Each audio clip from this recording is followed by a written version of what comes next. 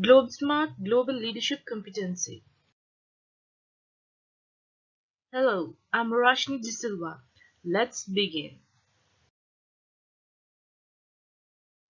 First, my GlobeSmart Cultural Assessment places great importance on individual identity. That is a characteristic of my independent behavior, and I also prefer taking actions on my own. However, I'm also status oriented and assume power and authority should be reserved for few members of the group. Nevertheless, my slight edge towards risky side prefer rapid decision making and quick results. However, to be certain, I also establish proper procedures before starting a project.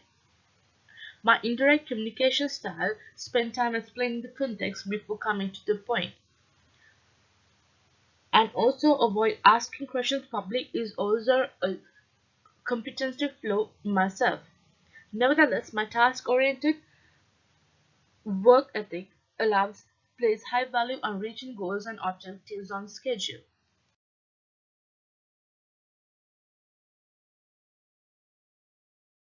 Let's see what countries that I have chosen to compare myself with. First, me being a Sri Lankan, I have chosen my immediate neighbor, India, for comparison, as well as one of the uprising commercial market in Asia, Singapore. And also a far country such as Australia that I'm also currently living in. And one of my favorite country right now, Italy, are the chosen countries for my comparison. Since we're talking about culture, I think this quote is very appropriate. Strength lies in differences, not in similarities. Stephen R. Covey. Let's compare my profile with the immediate home country proximity.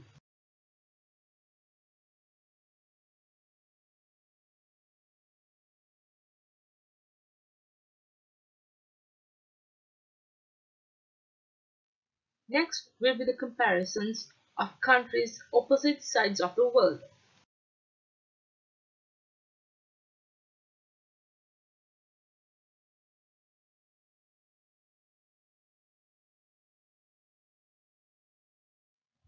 Let's see all the countries together. Being a Sri Lankan, I have a more median based cultural profile, but my status oriented mind and my indirect communication style is more within the boundaries of the close proximity countries like India and Singapore, as well as the distant nation of Italy. My independent behavior, together with my task orientation, depicts my culture savviness with countries in the opposite side of the world, like for instance Australia. Nevertheless, I conduct as a person with a slight edge towards the risky behavior, but also with certainty at times. And also my task as well as relationship oriented middle behavior shows my flexibility in these two dimensions.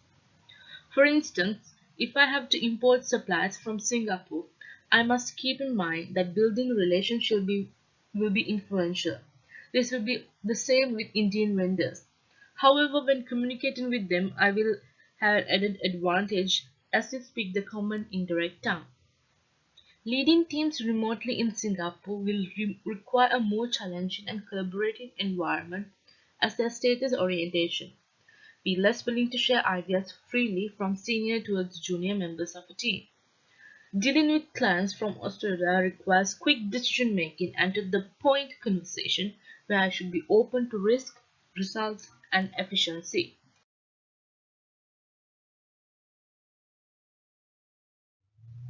Let's begin with the personal leadership profile. In here, I'll be talking about the newest competency added to my profile.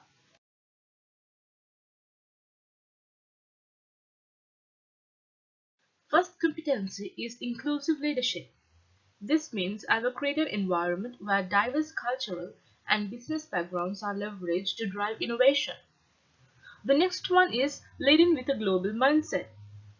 This refers to building the intercultural competence and gain practical strategies to lead global employees effectively. The third one that I'll be discussing about is leading across distance. This is where equipped leaders like myself with strategies and tools will drive results from a distance.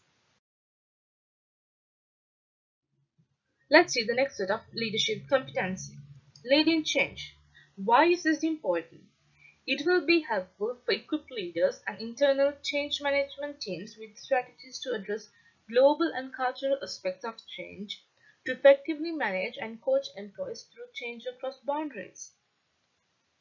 I will also engage in executive coaching to develop skills and strategies to address urgent multicultural business needs and improve overall performance as a global executive or leader.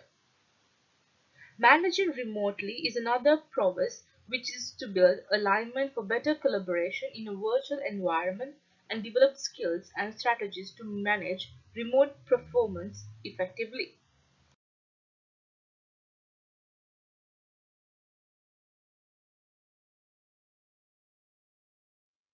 This skill is a recommendation from Globe Smart. Style switching. One way to bridge cultural gaps is by learning to style switch. By style switching, I'm not changing who I am as a person, but rather expanding my repertoire of skills. Then I can choose the most effective approach in any given situation.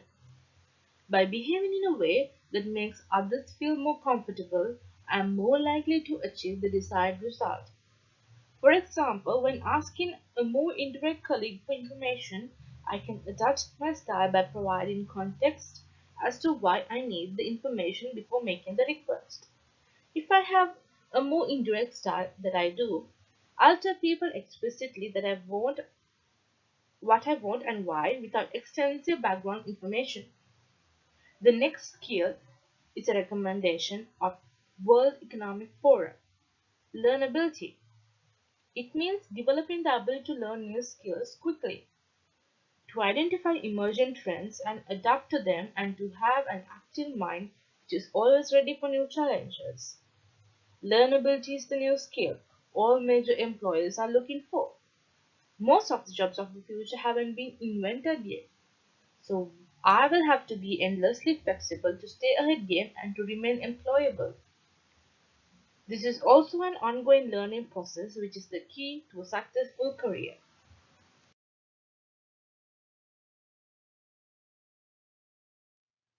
This is the end of my personal leadership and cultural assessment.